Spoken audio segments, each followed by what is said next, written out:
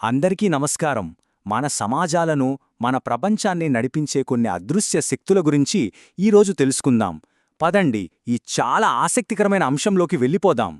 సరే, ముందుగా ఒక ప్రశ్నతో మొదలుపెడదాం. లక్షల మంది ఒకరికొకరు అస్సలు పరిచయం లేనివాళ్లు ఎలా కలిసి పనిచేయగలుగుతున్నారు? ఆలోచించండి. చీమలు, తేనెటీగల్లా మనకు పుట్టుకతో వచ్చిన సహజాతాలు ఏవీ లేవు. మరి అయినా సరే ఇంత పెద్ద సమాజాలు ఎలా ఏర్పడ్డాయి? ఇది ఎలా సాధ్యం? దీనికి సమాధానం వింటే నిజంగా ఆశ్చర్యపోతాం. అసలు విషయం ఏంటంటే, మన బయాలజీలో లేని లోటును పూడ్చడానికి మనుషులు కొన్ని కల్పిత క్రమాలను సృష్టించుకున్నారు. అంటే కొన్ని కథలను కల్పించుకున్నారు. అవే మన సమాజాలకు పునాదులు వేశాయి. వినడానికి విచిత్రంగా ఉంది కదూ? అయితే ఇక్కడొక సమస్య ఉంది. ఈ కల్పిత క్రమాలు సమాజాన్ని నడపడానికి ఉపయోగపడతాయి, నిజమే. కాని అవి ఎప్పుడూ న్యాయంగా ఉండవు, సమానంగా అస్సలుండవు. ఇవి ఏం చేస్తాయంటే, ప్రజలను ఊహాజనిత గ్రూపులుగా విడగొట్టి ఒకరిపై ఒకరిని అంటే ఒక హైరార్కీలో పెడతాయి. దీంతో పైస్థాయిలో ఉన్నవాళ్లకి అన్ని అధికారాలు, సౌకర్యాలు దక్కుతాయి. ఇక కింది స్థాయిలో ఉన్నవాళ్లేమో వివక్షను, అణచివేతను ఎదుర్కోవాల్సొస్తుంది. సరే, మరి ఈ కల్పిత క్రమాలు నిజ జీవితంలో ఎలా పనిచేస్తాయి? దీన్ని బాగా అర్థం చేసుకోవాలంటే మనం చరిత్రలోకి వెళ్ళాలి. అక్కడ నుంచి కొన్ని బలమైన ఉదాహరణలను ఇప్పుడు చూద్దాం. మొట్టమొదటి ఉదాహరణ చాలా పురాతనమైనది. హమ్మురాబీ శాసనం. ఇది సమాజాన్ని చాలా స్పష్టంగా 3 వర్గాలుగా విడగొట్టింది. పైన ఉన్నతులు, మధ్యలో సామాన్యులు, ఇంక కింద బానిసలు. ఈ మొత్తం వ్యవస్థను దేవుడే సృష్టించాడని, ప్రతి ఒక్కరి స్థానం ముందే నిర్ణయించబడిందని వాళ్లు నమ్మేలా చేశారు. ఇక రెండో ఉదాహరణ 1776 నాటి అమెరికన్ స్వాతంత్ర ప్రకటన. మనుషులందరూ సమానమే అని గొప్పగా ప్రకటించారు. కాని ఆ సమానత్వం నిజంగా అందరికి వర్తించిందా? లేదు. ఆ లాభాలన్నీ శ్వేతజాతీయులైన మగవాళ్లకే దక్కాయి. మహిళలకు, నల్లజాతీయులకు, స్థానిక అమెరికన్లకు మాత్రం ఆ హక్కుల్లేవు. ఇంకా విచిత్రమేంటంటే, ఆ ప్రకటన మీద సంతకాలు పెట్టిన వాళ్లలో చాలామందికి బానిసలు కూడా ఉండేవారు. ఇక మూడవది హిందూ కుల వ్యవస్థ. ఇది కూడా ఒక బలమైన ఉదాహరణ. పురుష సూక్తం ప్రకారం ఏమని చెప్తారంటే, పురుషుడు అనే ఒక ఆదిమ జీవి శరీరం నుంచి వేరువేరు కులాలు పుట్టాయని అంటారు. ఉదాహరణకి నోటినుంచి బ్రాహ్మణులు, చేతుల నుంచి క్షత్రియులు, ఇలా. సో ఈ కథ ఏం చేసిందంటే, ఈ సామాజిక అంతరాలను సహజమైనవిగా, దైవ నిర్ణయంగా మార్చేసింది. ఈ ఉదాహరణలన్నింటిలో ఒక కామన్ పాయింట్ ఉంది. అదేంటంటే, ప్రతి కల్పిత శ్రేణి తను ఒక కల్పన అని ఒప్పుకోదు.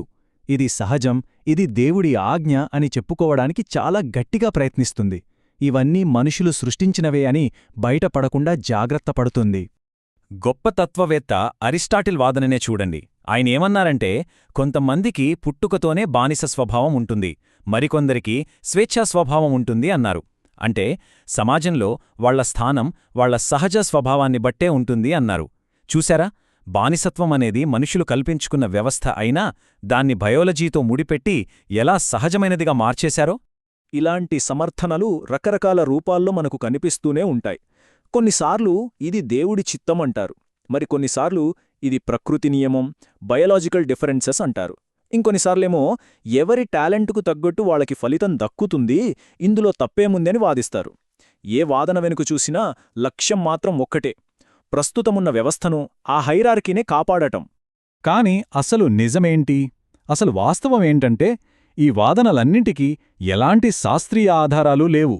బానిసలకు, స్వేచ్ఛగా ఉన్నవాళ్లకి మధ్య జన్యుపరంగా ఎలాంటి తేడా లేదు. ఒక జాతివాళ్లు మరో జాతివాళ్లకంటే తెలివైన వాళ్లని గాని, నీతిమంతుల్ని గాని చెప్పడానికి ఒక్క ఆధారం కూడా లేదు. సో ఇవన్నీ 100% మానవ కల్పనలు మాత్రమే. సరే, ఇవన్నీ అన్యాయమైనవి, అన్ని కల్పనలే అయితే మరివి వేల ఏళ్లుగా ఎందుకు కొనసాగుతున్నాయి? ఎందుకంటే ఎంత లోపభూయిష్టంగా ఉన్నా ఇవి ఒక ప్రాక్టికల్ పర్పస్ను నెరవేరుస్తాయి. అదేంటో ఇప్పుడు చూద్దాం. ఈ హైరార్కీ లేదా శ్రేణి అనేది ఒక రకమైన మెంటల్ షార్ట్కట్ అన్నమాట. అంటే లక్షలాది మంది ఉండే ఒక పెద్ద సమాజంలో మనకెదురైన ప్రతి వ్యక్తి గురించి పూర్తిగా తెలుసుకోవడానికి టైం, ఎనర్జీ ఉండవు కదా. అప్పుడు ఈ హైరార్కీలు సహాయం పడతాయి. వాళ్లెవరో తెలియకపోయినా వాళ్లతో ఎలా ప్రవర్తించాలో వెంటనే ఒక అంచనాకు రావడానికి ఇది ఉపయోగపడుతుంది.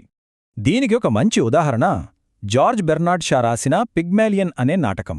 అందులో ఒక వ్యక్తి మాట్లాడే యాసను బట్టి, వాళ్ల బట్టల్ని బట్టి వాళ్ళు ఏ సామాజిక వర్గానికి చెందినవాళ్ళో క్షణాల్లో అంచనా వేసేస్తారు. దీనివల్ల అపరిచితులతో ఎలా మెలగాలో, ఎవరికి ఎంత గౌరవం ఇవ్వాలో ప్రజలు చాలా తేలికగా నిర్ణయించుకోగలుగుతారు. కానీ ఇక్కడే అసలు చిక్కువచ్చి పడింది. ఈ గేమ్ నిజాయితీగా జరగదు. ఎందుకంటే ఇందులో రూల్స్ అందరికీ ఒకేలా ఉండవు. ఇద్దరు వ్యక్తులకు ఒకే రకమైన టాలెంట్ ఉన్నా సరే, వాళ్ళు ఈ సామాజిక శ్రేణిలో ఏ మెట్టుమీదున్నారన్న దాన్ని బట్టి వాళ్లకు దొరికే అవకాశాలు, వాళ్ల జీవిత ఫలితాలు పూర్తిగా మారిపోతాయి. సరే, ఇప్పటిదాకా గతం గురించి చూశాం. ఇప్పుడు ఈ ఆలోచనలను మన ప్రస్తుత ప్రపంచానికి అన్వయించి చూద్దాం. మనం ఈ రోజుల్లో యాక్సెప్ట్ చేస్తున్న హైరార్కీల గురించి కొంచెం ఆలోచిద్దాం. ఈ పోలిక చూడండి. ఒకప్పుడు నల్ల జాతీయులు తెల్లవాళ్లు ఉండే ప్రాంతాల్లో ఉండకూడదు, వాళ్ల హాస్పిటల్స్ వాడకూడదు అనే చట్టాలుండేవి. అది వింటే ఇప్పుడు మనకు చాలా షాకింగ్గా, అన్యాయంగా అనిపిస్తోంది కదా. కాని ఈ రోజుల్లో ధనవంతులు ఖరీదైన ఏరియాల్లో ఉండటం, వాళ్లకోసం ప్రత్యేకమైన మంచి సౌకర్యాలున్న హాస్పిటల్స్ ఉండటం చాలామందికి నార్మల్గానే, సహజంగానే అనిపిస్తోంది. అంటే సహజం అని మనం అనుకునేది కాలంతో పాటు, మన నమ్మకాలతో పాటు ఎలా మారిపోతోందో చూడండి. ఇది మనల్ని నిజంగా ఆలోచనలో పడేసే విషయం. ఈ విశ్లేషణ ప్రకారం చరిత్రను ఎంత వెనక్కి తిరిగి చూసినా ఏ పెద్ద సమాజం కూడా ఏదో ఒక రూపంలో వివక్ష లేకుండా మనుగడ సాగించలేకపోయింది. బహుశా ఇంత పెద్ద సమాజాలు కలిసికట్టుగా పనిచేయాలంటే ఈ కల్పిత శ్రేణులు, ఈ అన్యాయమైన వివక్ష ఒక రకంగా తప్పనిసరేమో. అందుకే ముగించే ముందు ఒకే ఒక ప్రశ్న. ఈరోజు మనం చాలా సహజం అని, ఇది కరెక్టే అని నమ్మే కల్పనలు కొన్నున్నాయి కదా, వాటిలో ఏవి భవిష్యత్తు తరాల వాళ్లకి మనకు ఇప్పుడు జాతి వివక్ష ఎంత షాకింగ్గా అనిపిస్తుందో అంత అన్యాయంగా, అంత వింతగా అనిపిస్తాయి. ఒక్కసారి ఆలోచించండి.